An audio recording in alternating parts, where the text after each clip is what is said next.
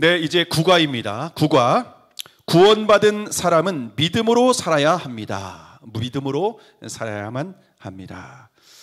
제가 거기에 있는 부분을 한번 읽어드리겠습니다. 구원받은 사람을 그리스도인이라 부릅니다. 그렇다면 그리스도인은 무엇을 믿는 사람일까요? 그리스도인들은 어떤 사상이나 교리의 체계를 믿는 것이 아닙니다. 기독교의 믿음에는 분명한 대상이 있는데 그 믿음의 대상이 바로 예수 그리스도입니다. 여러분, 이게 되게 중요해요. 우리가 믿는다라고 생각하는데 뭘 믿냐 하면요, 믿음의 대상인 예수 그리스도를 믿는 거예요. 예수 그리스도를 믿는다는 것은요, 또 어떤 의미인가 하면은요, 그분과 인격적인 교제를 나누며 동행하는 게 예수님 믿는 사람이에요.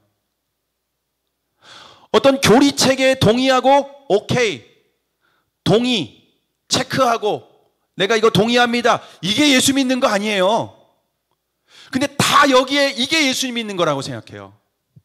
사형리 듣고 동의하고 동의하지 않고, 동의하고 예수님 영접 기도했으면 나 예수님 믿어요. 아니에요. 예수님 믿는 것은요, 대상이 분명히 있다는 거예요. 대상을 믿는 거예요.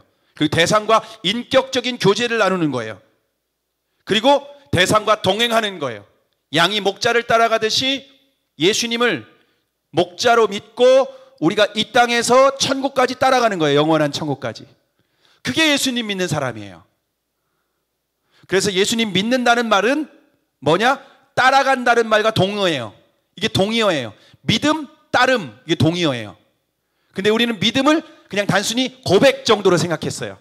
지적 동의 정도로 생각했어요. 그리고 삶에서는 다른 걸 따라가요. 세상을 따라가요. 그 예수님 믿는 거 아니라니까요. 계속 읽겠습니다. 교회 다니는 사람들은 누구나 자신이 예수님을 믿는다고 생각합니다. 그러나 진짜 예수님을 믿는지 점검해야 됩니다. 진짜 예수님을 믿는지. 마음의 두려움과 염려와 두려움이 다 사라졌습니까? 예수님을 믿는다고 말하는데 여전히 염려와 두려움의 문제가 해결되지 않은 사람이 많습니다. 예수님을 올바르게 믿지 못하고 있다는 증거입니다. 믿음에는 증거가 나타나야 돼요. 구원에도 증거가 나타나야 돼요. 자, 그러면 첫 번째, 왜 믿음으로 살아야 할까요? 왜 믿음으로 살아야 될까요? 사람마다 삶의 방식이 있습니다. 세상 사람들도 그리스도인도 각자 삶의 방식이 있습니다. 세상 사람들은 육신의 정욕, 안목의 정욕, 이생의 자랑을 따라서 살아갑니다. 세상 사람들은 육체의 감각에 의존해서 살아간다는 겁니다. 그러나 그리스도인들은 믿음이라는 영적인 감각에 의존해서 살아가는 사람들입니다. 그래서 사도 바울은 이렇게 말했죠. 오직 의인은 믿음으로 말미암아 살리라. 믿음으로 사는 사람들이에요. 우리 구원받은 그리스도인들은. 자, 왜 믿음으로 살아야 되는지에 대해서 그 밑에 두 가지로 정리했는데요. 첫 번째, 하나님의 모든 은혜는 믿음으로 받기 때문에 그렇습니다. 하나님의 모든 은혜는 믿음으로 받을 수 있기 때문에 그렇습니다. 많은 그리스도인들이 구원은 믿음으로 받고 다른 것들은 노력에서 받는 줄로 생각을 합니다. 그러나 하나님께서 주시는 모든 은혜와 복은 믿음을 통해서만 받을 수 있다는 겁니다. 여러분, 우리가 구원은 믿음으로 받고 우리의 삶에 다른 어떤 주님께서 주신 약속들은 노력으로 받을까요? 다 믿음으로 받습니다. 다 믿음으로 받습니다. 여러분, 우리가 이 세상을 살아가면 지혜가 필요하죠. 지혜가 필요하면 어떻게 받을 수 있을까요? 지혜를? 야고보서 1장 5절에 보면은 너희 중에 누구든지 지혜가 부족하거든 모든 사람에게 후히 주시고 꾸짖지 아니하시는 하나님께 구하라. 그리하면 주시리라. 그런데 6절입니다. 오직 믿음으로 구하고 조금도 의심하지 말라. 의심하는 자는 마치 바람에 밀려 요동하는 바다 물결 같으니 이런 사람은 무엇이든지 죽게 얻기를 생각하지 말라. 지혜를 어떻게 얻는다고요? 노력으로요? 아니요. 믿음으로 얻는다라고 말씀을 하고 있습니다. 우리가 어떻게 치유를 받을까요? 우리가 육신의 연약함과 질병이 있을 수 있죠. 어떻게 치유를 받을까요? 마태복음 8장 17절에 보시면은 함께 읽습니다. 시작. 이는 선지자 이사야를 통하여 하신 말씀에 우리의 연약한 것을 친히 담당하시고 병을 짊어지셨도다 함을 이루려 하심이더라. 여러분, 우리가 이게 치유에 대한 약속이에요. 예수님이 채찍에 맞으심으로 우리가 나음을 얻었도다 라고 하는 이사야 53장 5절의 말씀을 이제 마태복음의 기자 마태가 여기에 인용한 거예요. 치유도 뭘로 받을 수 있다고요? 믿음으로 받을 수 있다는 거예요. 사람들이 구원받는 믿음은 있지만 치유받는 믿음이 없어서 치유받지 못하는 사람들도 많이 있습니다.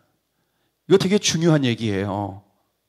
예수님이 우리의 병을 대신 짊어지시고 고치셨다라고 하는 말씀을 붙들고 믿음으로 반응할 때에 치유의 간증, 기적을 경험할 수도 있다는 겁니다. 제가 며칠 전에 우리 딸이, 둘째가 몸에 막 그 두드러기 10곳이 다 폈어요. 목 밑으로 다. 뭐 앞, 배 쪽, 가슴 쪽, 등 쪽, 허벅지, 다리 쪽 다. 예. 그때 제가 우리 딸이 기도해달라고 하더라고요. 기도해달라고. 그래서 이제 얘가 이것 때문에 샤워도 했거든요.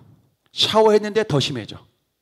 아토피 이 피부 약, 이 로션을 발랐는데 더 심해져. 안 되는 거예요. 안 되는 거예요. 그래서 저희 첫째가 그걸 보고, 야, 너 내일 아침에 바로 엄마 보고 병원 가자고 그래. 병원 가야 될 상황이에요. 제가 봐도. 너무 심한 거예요. 그게 벌써 이미 한 1시간 이상 지났는데 더 심해지니까, 더 심각해지니까. 그 애가 자다가 10시 반에 도저히 안 돼서 나온 거예요. 너무 막 가렵고 너무 힘드니까. 그래서 제가, 야, 너 좀 옷 벗어라. 너 지금 땀 나면 안 된다. 그리고 팬티만 입었죠, 둘째가. 그리고 아빠 기도해줘, 기도해줘. 그래서 양손을 머리에 손 올리고 기도했습니다. 이 말씀 그대로 믿고 의지해서 기도했습니다. 이사야 53장 5절. 그가 채찍에 맞으심으로 우리가 나음을 입었도다. 막 기도했죠. 하나님, 머리부터 발끝까지 주님께서 치유하여 주시옵소서. 예수님이 채찍에 맞으심으로 우리가 나음을 입은 줄로 믿습니다. 예수님이 모든 질병을 이미 담당하셨다고 약속하셨습니다. 그 말씀을 의지해서 이 시간 기도하오니 주님, 피부를 깨끗하게 치유하여 주시고 새롭게 하여 주시옵소서. 한 3분 정도 기도했던 거예요. 예수님의 이름으로 기도했습니다. 아멘 하고 눈을 딱 떴는데 얘가 깜짝 놀라요. 아파!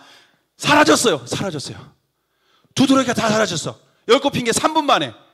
1시간 동안 애가 막 머리 씻고 로션 바르고 이렇게 했는데, 우리 첫째가 되게 의심이 많은 애예요. 첫째는 사진까지 찍었어요. 그거를 사진까지 다 찍었어요. 저희가 딱 찍었어요. 제가 제 딸 핸드폰에 있을 거예요.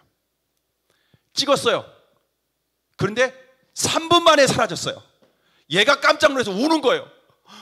하나님이 이 시간에 기도하는 사람들이 많이 있을 텐데 내가 기도하는 거를 하나님이 들어주셨다는 게 너무 신기해, 아빠. 얘가 막 흥분해가지고서 엄마가 자고 있었거든요, 안방에서. 엄마 하면서 막 깨우는 거예요. 엄마 아빠 깨우는 거예요.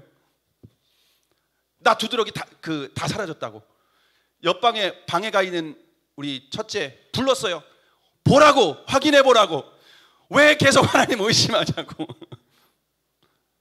얘도 깜짝 놀란 거예요. 여러분, 믿음으로 받을 수 있다는 거예요. 믿음으로.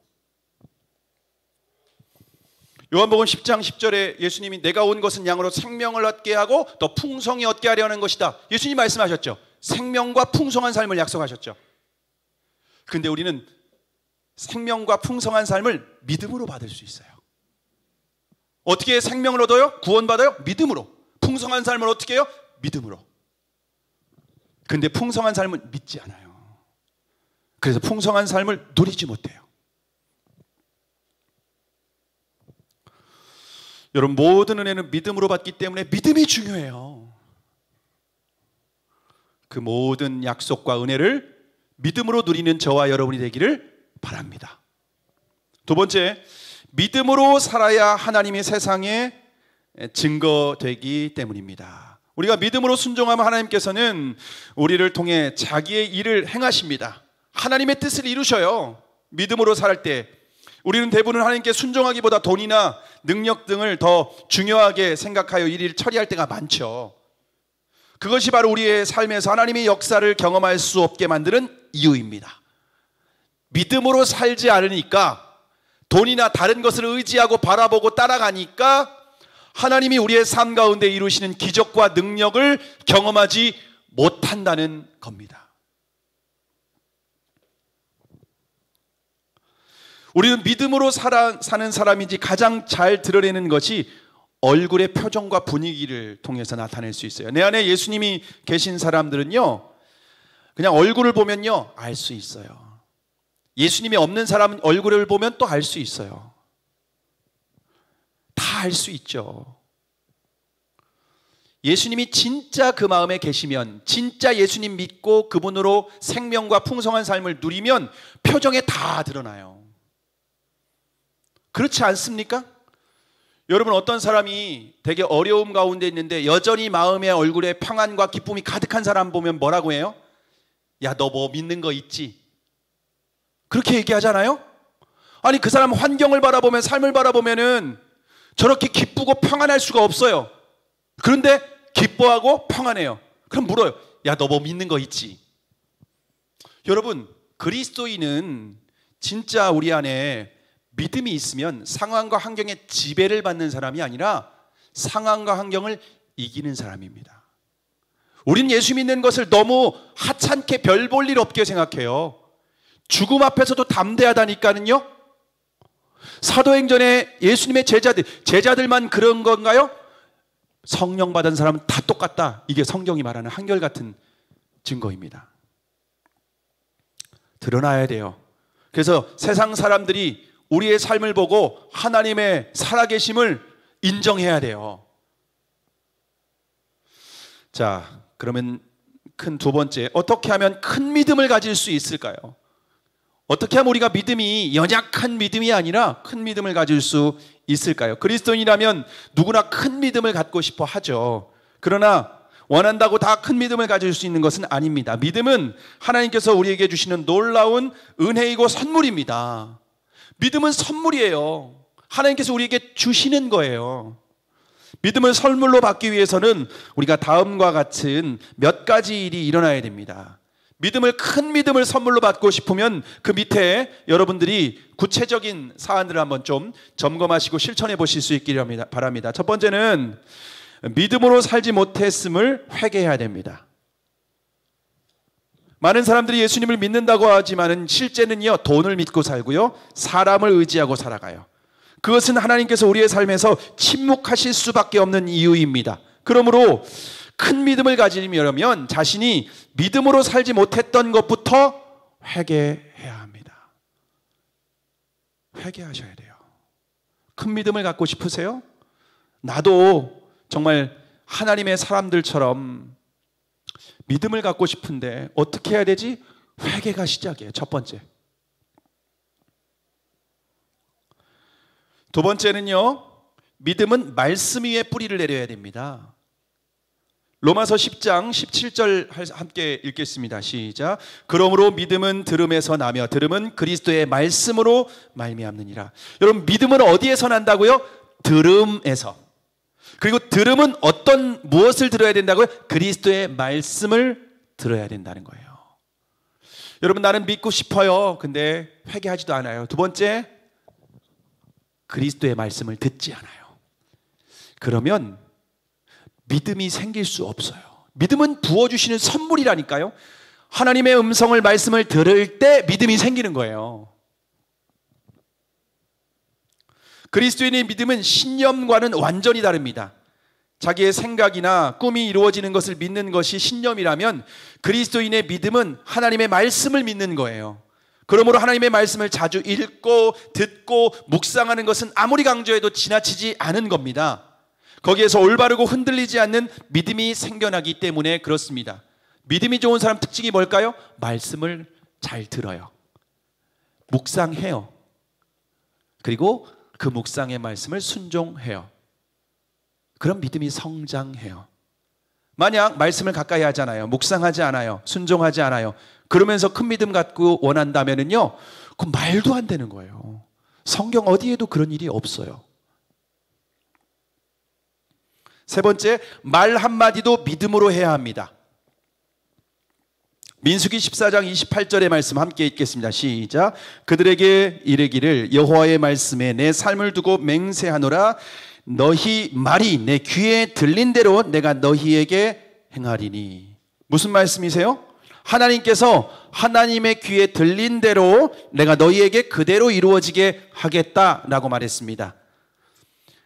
가나안 땅에 들어가기 위해서 정탐을 갔다 왔는데 하나님이 우리 죽이려고 여기 데려왔다 악평을 했죠. 그래서 다 광야에서 죽였습니다. 실제로 죽이려고 데려왔어? 그래, 너희 광야에서 다 죽어. 다 죽었어요. 우리가 입에서 하는 말은 하나님이 듣습니다. 우리는 이 말을 그런데 그냥 내뱉어요. 하나님을 잘 믿지 않는다는 거예요. 그러니까 하나님을 안 믿고 사는 거예요. 그러니까 함부로 말해요. 근데 하나님이 듣는다니까요. 그리고 들은 말씀 그대로 하나님께서 응답하셔요. 그래서 광야에 다 죽었다니까요. 오직 믿음으로 말한 여호수아와 갈렙만이 약속의 땅에 들어갔습니다. 이 땅에서도 마찬가지입니다.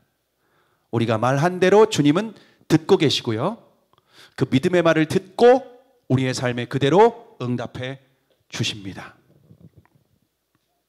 큰 믿음을 가지려면요, 다르게 살아야 돼요. 우리의 삶에 결단하셔야 해요. 지금부터 말 한마디도 내가 믿음이 없는 말을 절대 하지 않겠다. 여러분 선포하셔야 돼요. 결단하셔야 돼요. 자, 큰 믿음을 그러면 갖는 가장 좋은 방법이 무엇인가? 세 번째 보면요, 24시간 예수님을 바라보아야 합니다. 큰 믿음을 갖는 가장 좋은 확실한 방법, 위에 앞에 있는 이 세 가지를 구체적으로 실천하기 위한 그 구체적인 방법이 24시간 예수님을 바라보는 거예요. 그래서 첫 번째 보면요, 1번에 보면요, 항상 예수님 바라보기를 힘써야 합니다. 히브리서 12장 2절에 보시면요, 믿음의 주여 또 온전하게 하시는 이인 예수를 바라보자. 그는 그 앞에 있는 기쁨을 위하여 십자가를 참으사 부끄러움을 개의치 아니하시더니 하나님 보좌 우편에 앉으셨느니라. 여러분, 이 말씀을 이 표준 세번역 성경에서는 어떻게 번역했냐면요, 이게 원문에 가까운 성경인데요, 믿음의 주요라고 하는 말이 믿음의 창시자요 이렇게 번역되어 있습니다. 무슨 말이에요? 믿음을 우리에게 창조해 주는 분이에요. 믿음을 우리에게 선물로 주시는 분이라는 거예요. 그리고 완성자이신 예수를 바라봅시다 라고 하는 말은요, 믿음을 완성케 해주시는 분이에요. 그러니까 우리의 마음에 믿음의 씨앗을 심어주시는 분도 예수님이고, 그 믿음이 자라도록, 그래서 완성해서 믿음의 큰 믿음을 주게 하시는 분도 예수님이라는 거예요. 그래서 예수님을 바라보라는 거예요.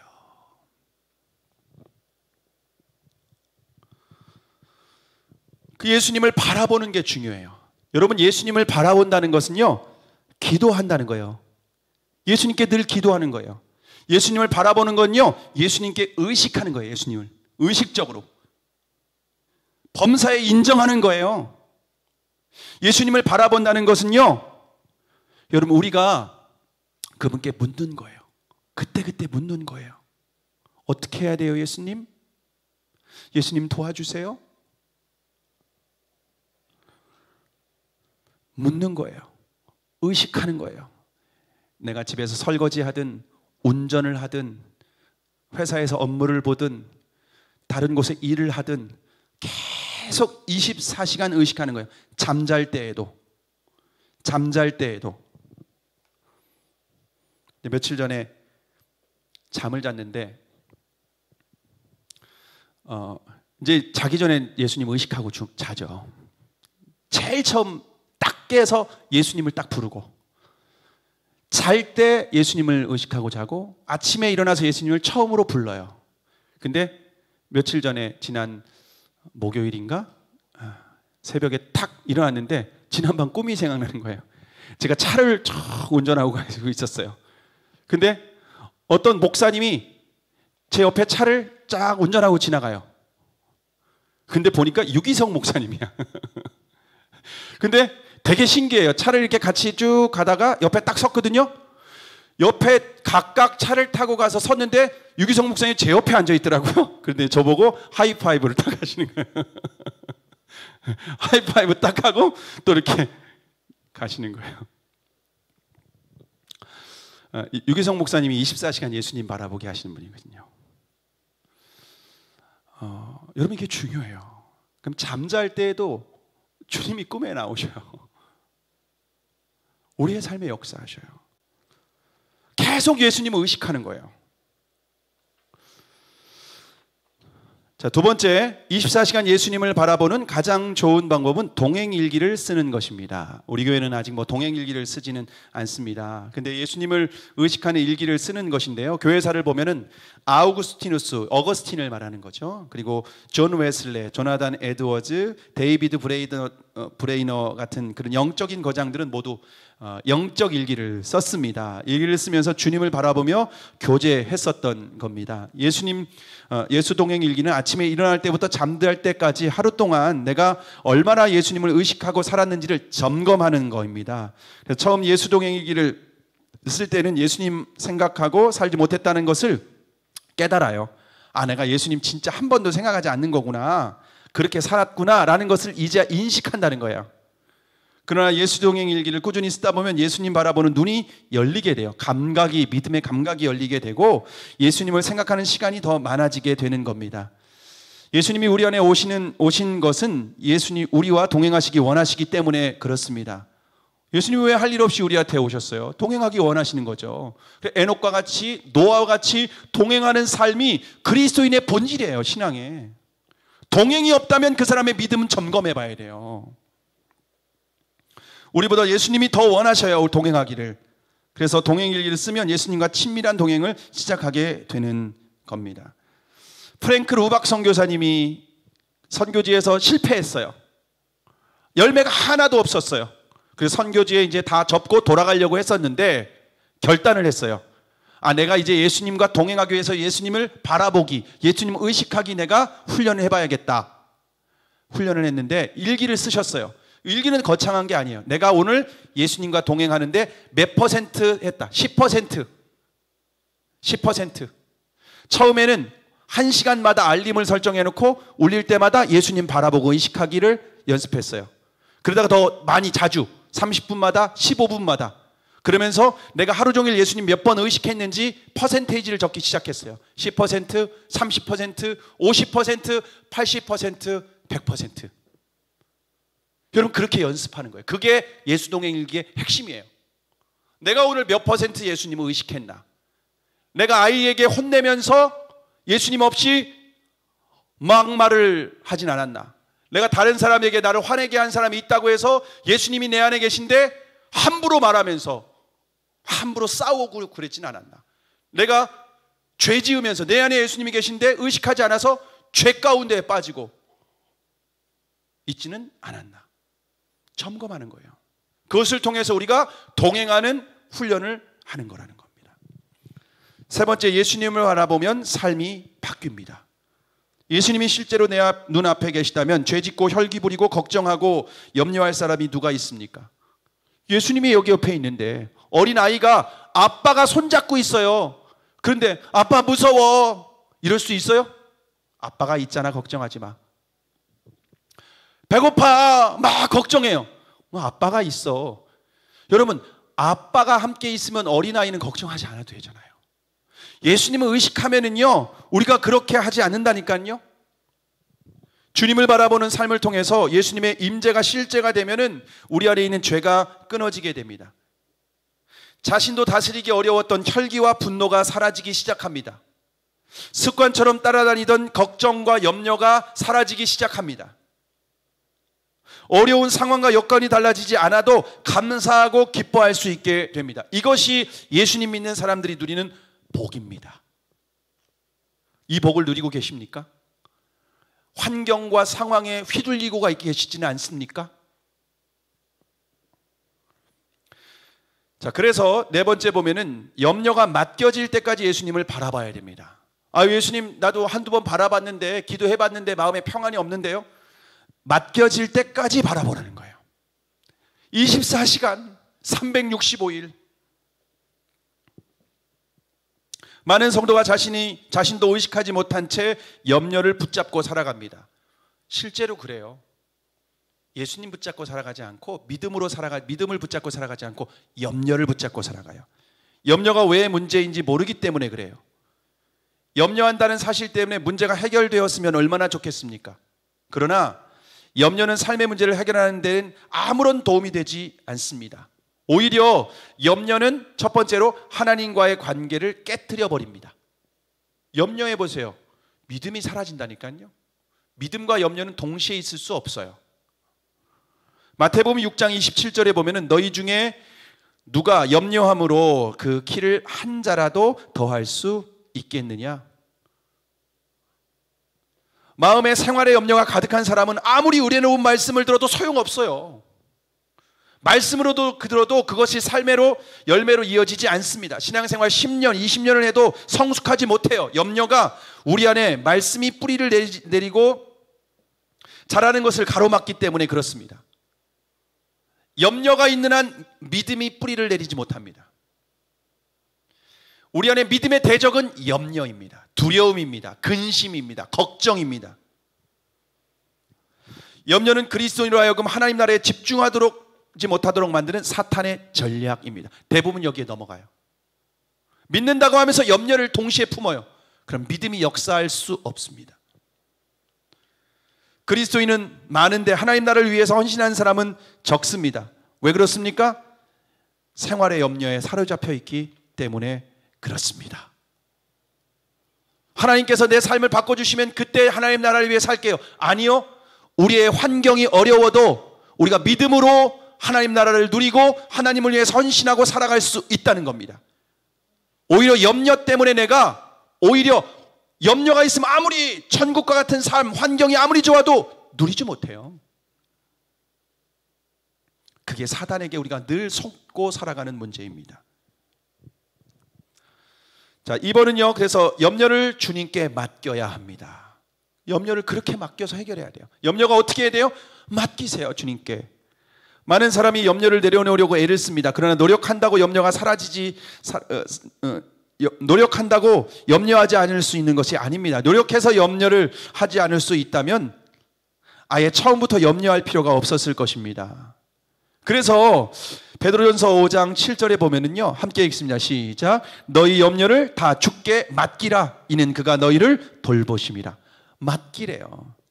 빌립보서 4장 6절과 7절에 아무것도 염려하지 말고 오직 모든 일에 기도와 간구로 너희 구할 것을 감사함으로 하나님께 아뢰라. 그리하면 모든 지각에 뛰어난 하나님의 평강이 너희 마음과 생각을 지키시리라. 기도하라는 거예요. 주님께 토스하는 거예요. 이렇게 염려가 있습니까? 주님께 이렇게 넘겨드리세요. 어떻게? 기도로 넘겨주시는 거예요. 여러분, 염려거리는 기도 제목입니다. 염려거리는 기도 제목입니다.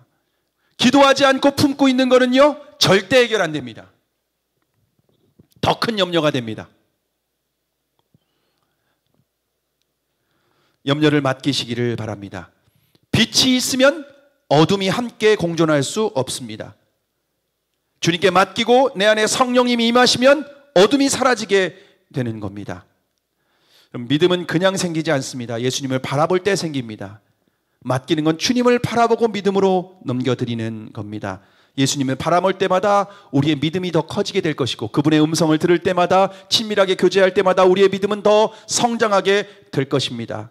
그러면 염려가 줄어들고 믿음이 더 성장해서 결국 우리가 정말 하나님 나라를 이 땅에서 누리며 하나님의 그 나라를 선포하며 살아가는 하나님의 사람들이 될 수 있는 줄로 믿습니다. 여러분, 24시간 주님 의식하시는 거예요. 그게 핵심이에요. 그게 믿음이 성장하는 비결입니다. 그래서 그리스도인은요, 우리가 함께 주님과 죽고 함께 살아났어요. 이게 침례를 통해서 우리가 처음부터 그렇게 믿음의 고백을 했던 거거든요. 함께 살아가는 거예요. 이제 나 혼자 살지 마세요. 계속 주님 의식하는 거예요. 그리고 물으세요. 그리고 동행하세요. 어디를 가든지 무엇을 하든지 그럴 때 여러분의 믿음이 날마다 성장해 가는 것을 경험하게 될 줄로